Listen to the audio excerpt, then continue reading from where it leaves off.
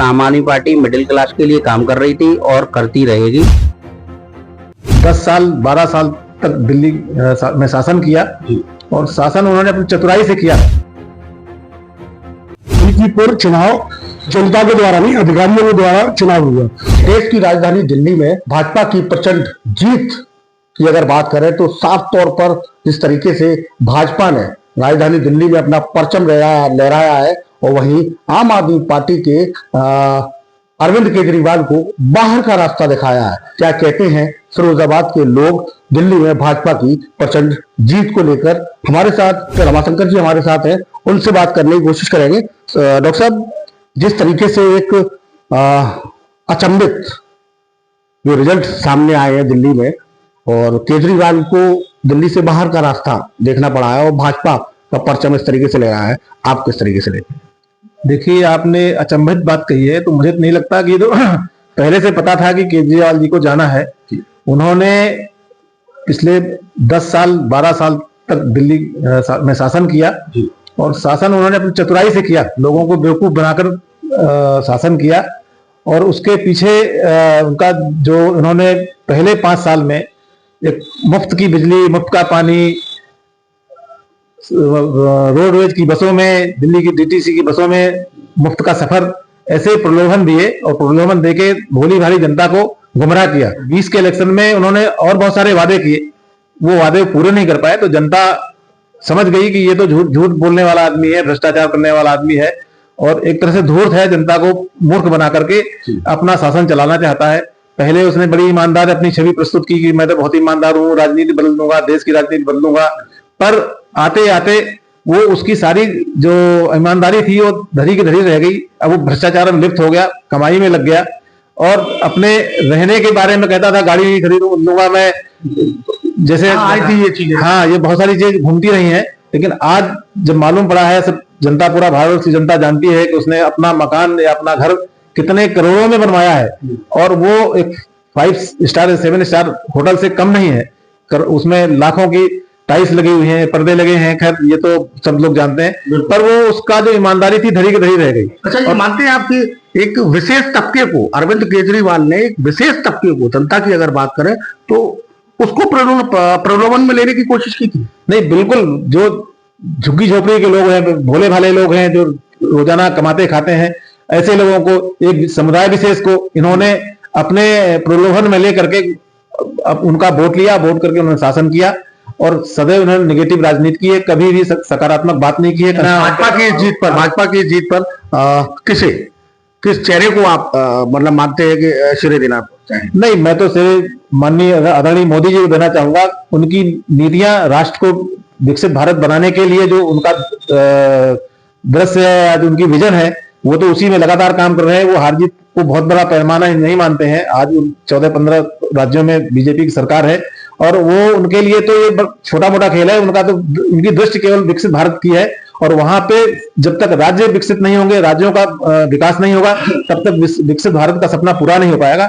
तो उसी उसमें अपने लगे हुए हैं और श्रेय तो मोदी जी के कार्यों को ही जाता है। मिल्कीपुर चुनाव के लिए भी तमाम तरीके के एलिगेशन और तमाम तरीके के बयान सामने आ रहे थे और मिल्कीपुर चुनाव में भी भाजपा का एक सिस्टम रहा है।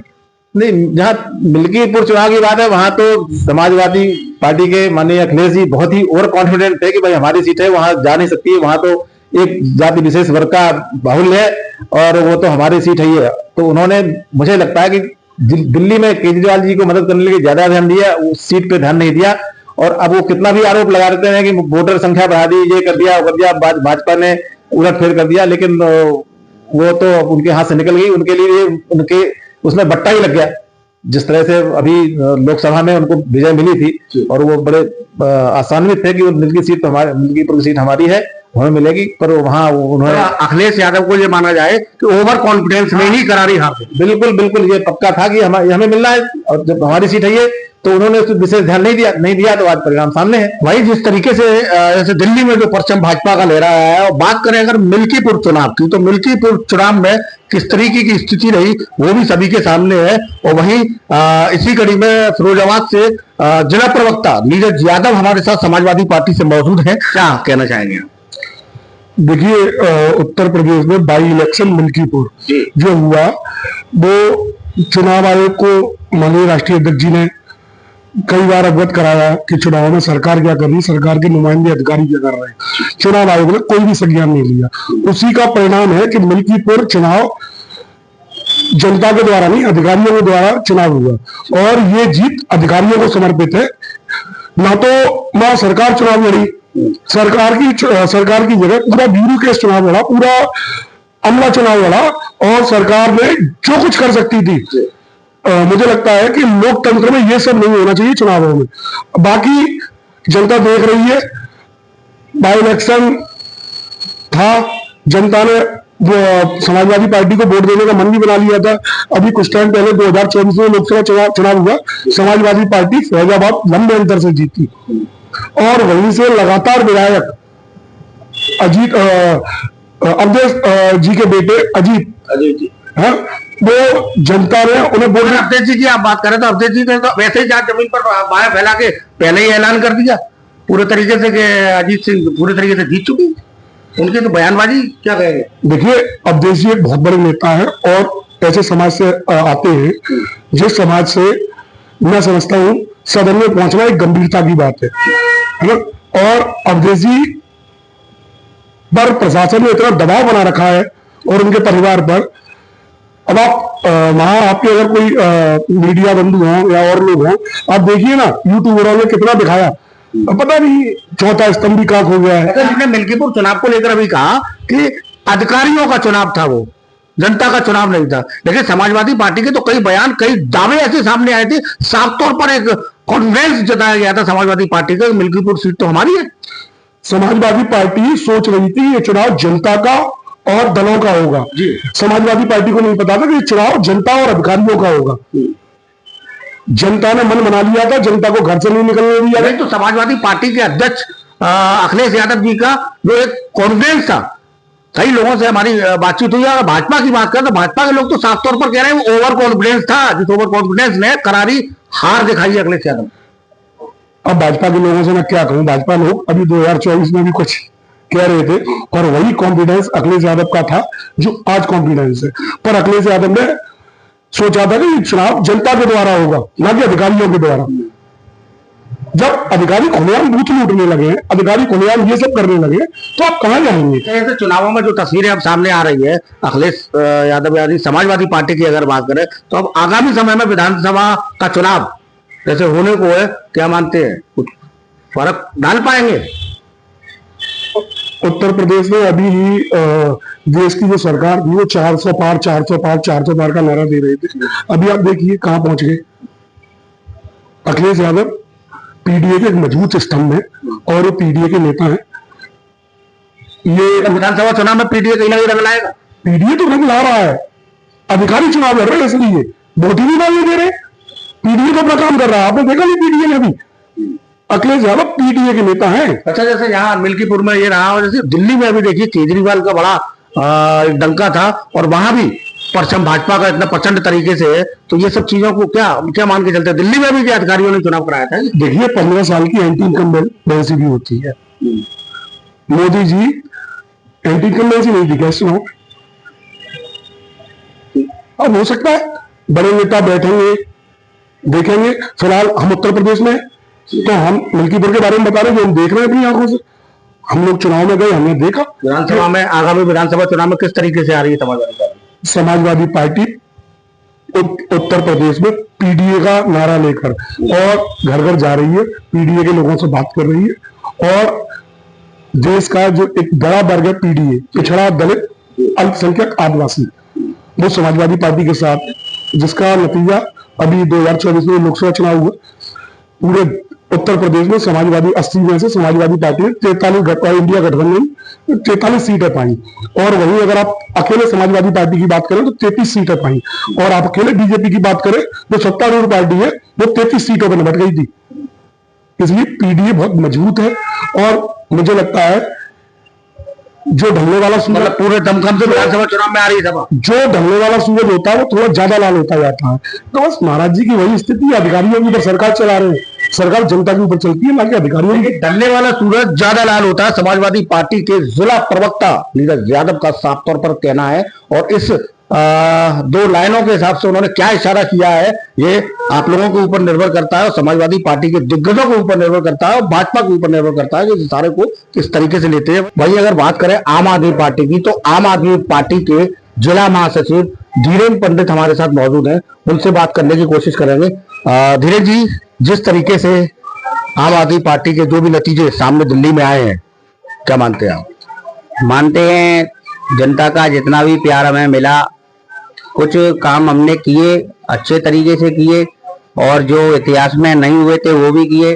कुछ कमियां रही उनको हमने एक्सेप्ट भी किया, फिर भी जनता का फैसला हमें स्वीकार है।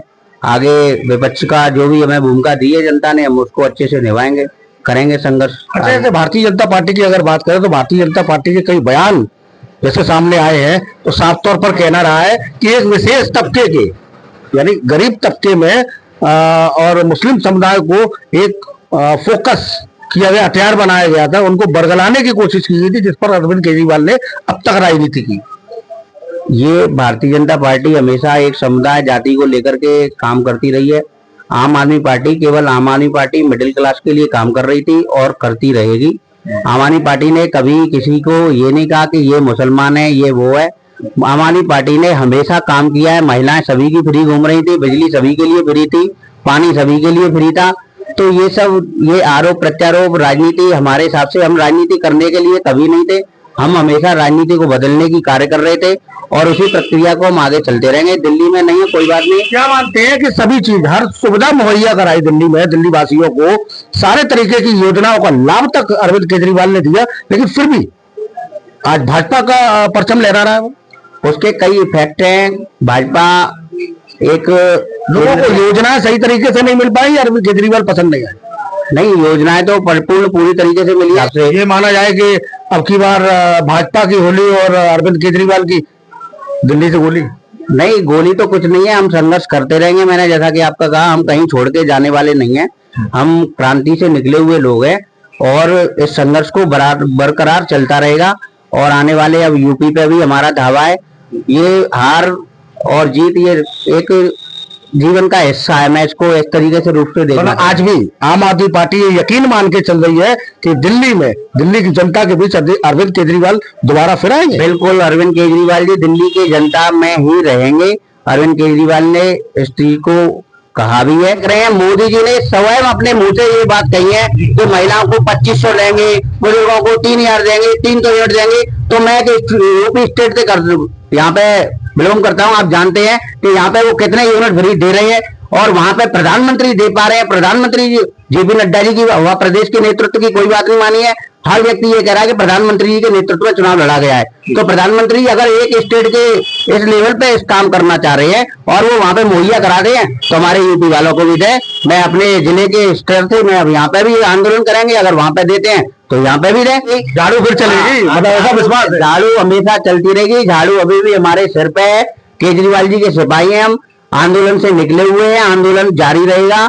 हम हारेंगे नहीं और मानेंगे भी नहीं। देखिए, साफ तौर पर धीरेन्द्र पंडित फिरोजाबाद के जिला महासचिव आम आदमी पार्टी से, उन्होंने कहा है कि ना हम हारे थे, ना हारे हैं, ना आगे कभी हारेंगे। और विश्वास उन्होंने जताया, यानी आम आदमी पार्टी का आज भी ये विश्वास है कि अरविंद केजरीवाल दिल्ली में फिर दिल्ली की जनता के बीच में आएंगे और फिर दिल्ली की सरकार चलाएंगे।